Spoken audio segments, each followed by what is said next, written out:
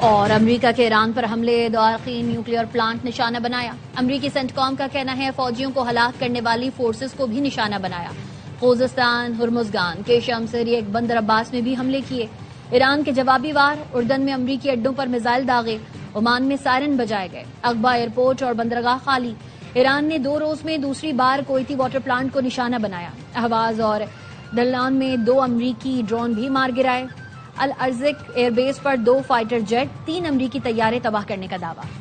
ایرانی میزائل حملوں سے اردن میں فوجیوں کی موت پر امریکی صدر ٹرمپ کا اظہار برہمی، کہتے ہیں کہ انتہائی افسوسناک ہے، صورتحال پر بے حد دکھ ہے۔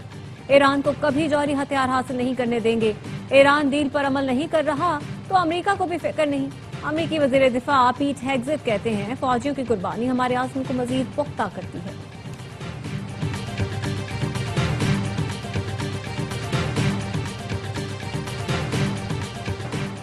ایران کی جوابی کارروائی، اردن میں الزرق ایئر بیس کو میزائل اور ڈرون سے نشانہ بنایا۔ حملے میں بیس پر 2 فائٹر جیٹس اور 3 امریکی طیارے تباہ کیے۔ Fighter jet shelters, parking ramp کو بھی نشانہ بنایا گیا۔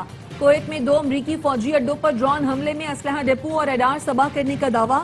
پاسداران انقلاب کا کہنا ہے الودیری کیمپ میں ایک اسلحہ ڈپو، علی السالم ایئر بیس پر پیٹریوٹ ریڈار اور فضائی نگرانی کے ریڈار کو نشانہ بنایا گیا۔ ایرانی حملوں سے کویت کے امریکی اڈوں پر آگ بھڑک اٹھی۔ ایرانی فوج کا کہنا ہے یہ حملے ایران پر امریکی حملوں کے جواب میں کیے، جن میں سول انفراسٹرکچر اور شہری علاقوں کو نشانہ بنایا گیا۔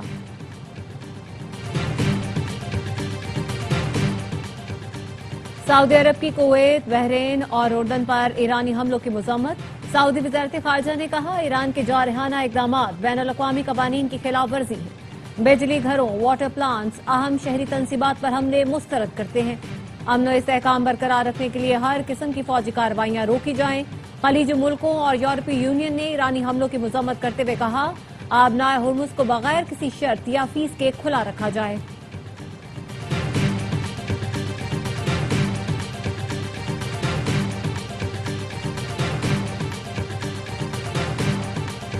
ایران کا امریکہ سے معاہدہ معطل کرنے کا اعلان۔ پاکستان میں ایرانی سفیر رضا میر مقدم نے ایکس پر لکھا 2 اہم سفارتی کامیابیوں کو تباہ کر کے صدر ٹرمپ عوام کی بات کرتے ہیں۔ ٹرمپ نے ایم او یو پر دستخط کے 20 دن سے بھی کم عرصے میں اسے ختم کر دیا۔ امریکہ نے بین الاقوامی اصول پامال کیے۔ بین الاقوامی برادری کو امریکی اقدامات کی مذمت کرنی چاہیے۔ ابراہیم عزیزی نے کہا امریکی افواج کو ایران کے ممکنہ جوابی اقدامات سے بچنے کے لیے فوری طور پر نکل جانا چاہیے۔ اگر امریکی فوجی واقعی یہ سمجھتے ہیں کہ ہمارے دانشمند سپریم لیڈر کے ناقابل فراموش سبق سے کیا مراد ہے تو وہ ایک لمحہ بھی ضائع کیے بغیر فرار ہونے کی کوشش کرتے ہیں۔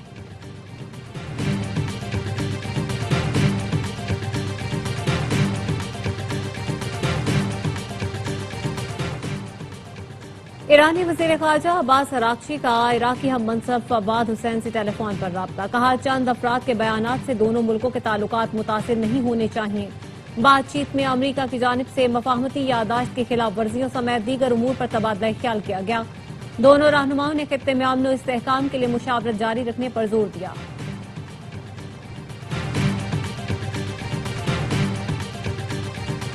نائب وزیر اعظم اسحاق ڈار کا وینزویلا کے وزیر خارجہ سے ٹیلی فونک رابطہ۔ اسحاق ڈار نے فیلکس پلاسنسیا کو وینزویلا کا وزیر خارجہ بننے پر مبارکباد دی۔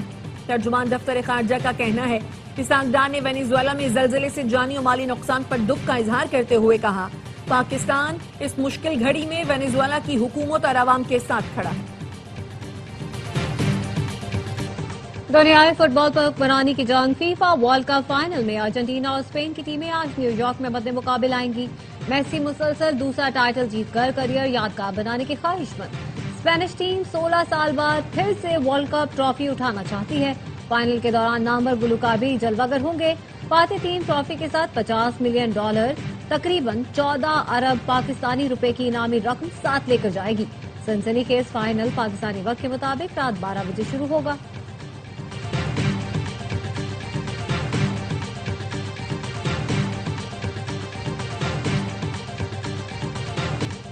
میسی یا ایم باپے، گولڈن بوٹ کا کون بنے گا حقدار؟ ایم باپے نے رواں ورلڈ کپ میں سب سے زیادہ 10 گول سکور کیے۔ मेसी को गोल्डन बूट जीतने के लिए फाइनल में स्पेशल परफॉर्मेंस दिखाना होगी। एम्बापे ने मेसी से वर्ल्ड कप की तारीख में सबसे ज्यादा गोल का रिकॉर्ड भी छीन लिया। 22 गोल के साथ टॉप स्कोरर बन गए। मेसी का 21 गोल के साथ दूसरा नंबर है।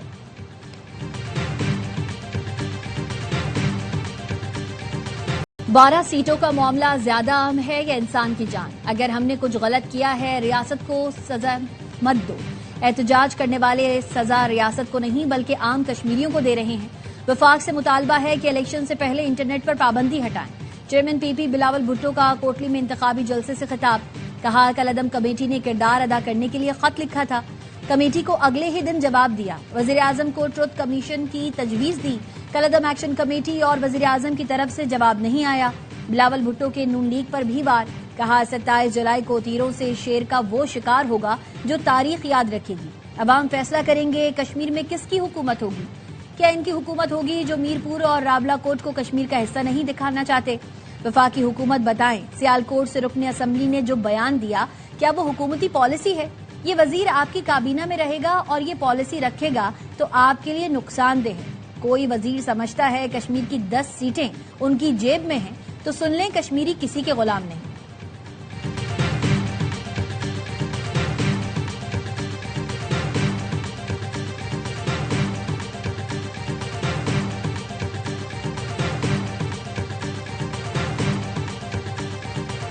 कश्मीर कॉज के खिलाफ हर साजिश नाकाम बनाएंगे। चंद हजार बंदे इकट्ठे करके लश्कर कशी करने वाले कोई मायने नहीं रखते। हिजरत करने वाले भी उतने ही कश्मीरी हैं जितने आप हैं। किसी को ये हक नहीं कि वो हिजरत करने वालों की सीटें खत्म करने का मुतालबा करें। सीटें खत्म करने की नहीं, पाकिस्तान से कश्मीर का रिश्ता कमजोर करने की साजिश थी। वफाकी वजीर इत्तलात अता तारक का लाहौर में तकरीब से खिताब।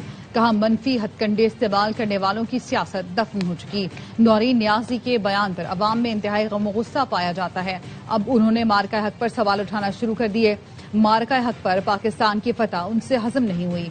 वजीर आजम और फील्ड मार्शल को पूरी दुनिया में इज्जत मिली। पीटीआई वाले समझते हैं ऐसी बातें करने से सियासत चमकेगी। पीटीआई की सियासत दफन हो चुकी, आपस में दस्तों गिरेबां हैं।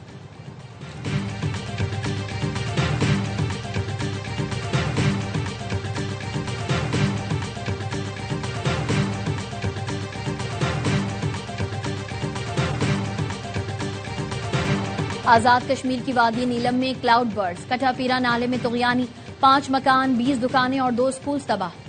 3 गाड़ियां और मोटरसाइकिल नाले में बह गई। मकबूजा कश्मीर में शदीद बारिशों के बाद सैलाब ने तबाही मचा दी। 10 अफराद जान से गए, मुतादिद लापता हैं। जिला राजवाड़ी में नदी नाले बिफर गए, नशेबी इलाके डूब गए, दर्जनों घर मलिया में, सैकड़ों गाड़ियां बह गईं। मानसेरा की वादी कागान, वादी सरन और दीगर इलाकों में शदीद बारिशें। जबोड़ी और वरगई सच में क्लाउड बर्स्ट, मुतादिद होटल्स और मकानों को नुकसान पहुंचा। नदी नालों और दरियाओं में तुगयानी, मुतादिद मकामात पर लैंड स्लाइडिंग और शाहराहों पर पानी आने से ट्रैफिक मुतासिर। नारान जाने वाली कार केवाई के मकाम पर खाई में गिर गई। 2 खवातीन समेत 4 अफराद जाँ बहक, 1 जख्मी। जाँ बहक सयाहों का ताल्लुक सियालकोट से था।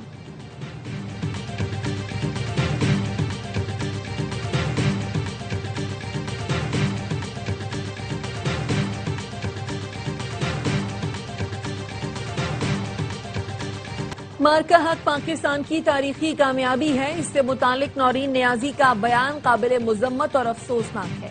वफाकी वजीर तारिक फजल चौधरी कहते हैं, बानी पीटीआई और उनकी फैमिली पाकिस्तान मुखालिफ बयानात को कोई मौका हाथ से नहीं जाने देते। वजीर मुमलिकत बराए दाखिला तलाल चौधरी ने कहा, नौरीन नियाजी के बयान से साबित हुआ कि ये पाकिस्तान के खिलाफ प्रॉक्सीज हैं। इनका हदफ सिर्फ इदारे नहीं बल्कि पाकिस्तान है। नौरीन नियाजी के खिलाफ कानूनी कार्रवाई शुरू की गई है। वजीर मुमलिकत बिलाल अजहर कियानी ने कहा, नौरीन नियाजी का बयान पीटीआई के पाकिस्तान मुखालिफ अज़ाइम का तसलसल है। ऐसी बयानबाजी मुल्क दुश्मनी नहीं तो और क्या है।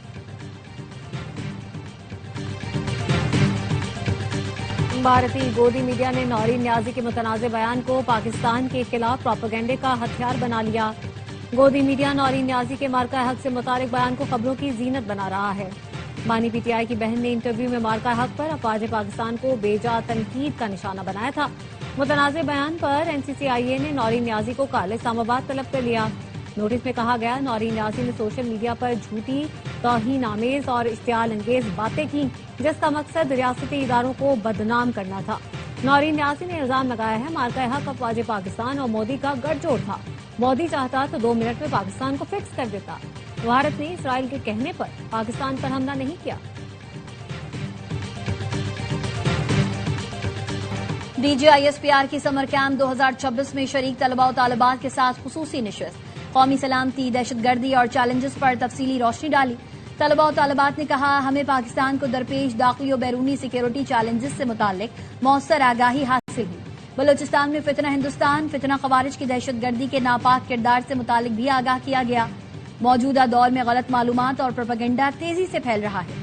آئی S P R summer camp میں 18 سے زائد شہروں کے 4000 سے زائد طلباء و طالبات شریک ہوئے.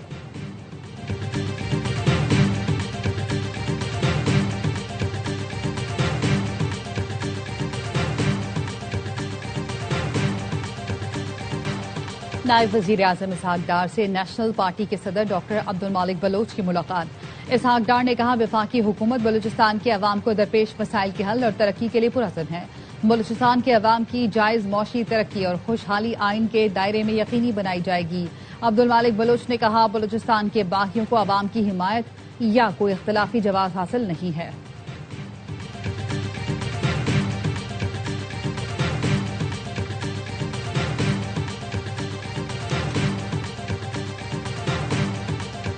وزیر اطلاعات عطا تارڑ کی گاڑی کے قریب ہوائی فائرنگ کرنے والا گرفتار. کار سوار ملزمہ اسامہ نے لاہور ڈیفنس میں عطا تارڑ کی گاڑی کو اوورٹیک کیا اور پھر فائرنگ کی. ملزم سے اسلحہ برآمد، گاڑی بھی تحویل میں لے لی گئی. ARY نیوز سے گفتگو میں وفاقی وزیر عطا تارڑ کا کہنا تھا گاڑی نے بائیں جانب سے کراس کیا اور 5 ہوائی فائر کیے گئے.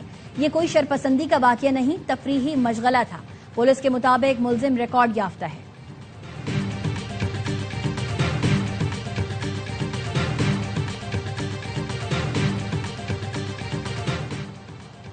شیخوپورہ میں تھیٹر میں اسٹیج اداکارہ پر تشدد کرنے والا ملزم گرفتار. وزیر اطلاعات پنجاب اسما بخاری نے بتایا ملزم راجہ زین کے خلاف قانون کے مطابق کارروائی کی جائے گی. تھیٹر میں سیکیورٹی اور تحفظ فراہم کرنا مالکان کی ذمہ داری ہے. کسی کو بھی خواتین سے بدسلوکی اور تضحیک کی اجازت نہیں دی جائے گی. پنکی گینگ اب بھی مختلف علاقوں میں سرگرم. کراچی پولیس نے پنکی کے بھائی کامران مراد کو گرفتار کر لیا. SSP ایسٹ کا کہنا ہے گھوڑا چورنگی کے قریب سے ملزم کو دھر لیا گیا. 2 کلو چرس اور ½ کلو آئس برآمد کی گئی. ملزم کراچی کے مختلف علاقوں میں منشیات سپلائی کرتا تھا. ملزم کامران منشیات فروشی کے مقدمات میں پہلے بھی جیل جا چکا ہے. ملزم کے خلاف تھانہ جمشید کوارٹرز میں منشیات کے 2 مقدمات درج کر لیے گئے.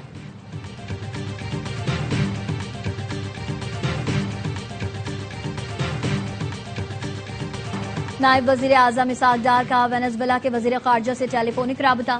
وینزویلا میں زلزلے سے جانی و مالی نقصان پر دکھ کا اظہار. کہا پاکستان اس مشکل گھڑی میں وینزویلا کی حکومت اور عوام کے ساتھ کھڑا ہے. وینزویلا میں شدید زلزلوں کے نتیجے میں ہلاک افراد کی تعداد 5119 تک پہنچ گئی. مختلف شہروں میں ہزاروں عمارتیں ملبے کا ڈھیر. ریسکیو آپریشن تاحال جاری. حکام کے مطابق زلزلوں کی وجہ سے صوبہ سوکرے اور قریبی ساحلی علاقے سب سے زیادہ متاثر ہوئے.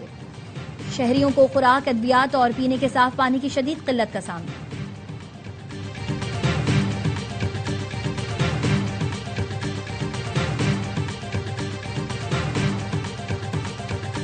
IG سندھ نے سرکاری نمبر پلیٹس کے غیر قانونی استعمال کے خلاف ٹریک ڈاؤن کی ہدایت کر دی. IG سندھ کا کہنا ہے افسران سرکاری نمبر پلیٹ سرکاری الاٹ گاڑیوں پر لگائیں. نجی گاڑی پر سرکاری نمبر پلیٹ لگانے کی اجازت نہیں ہوگی.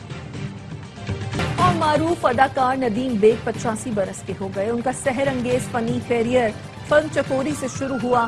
فلموں میں اداکاری کے ساتھ گلوکاری کا شوق بھی پورا کیا. ندیم اور شبنم کی خوبصورت جوڑی نے فلمی دنیا کو کئی سپر ہٹ فلمیں دیں.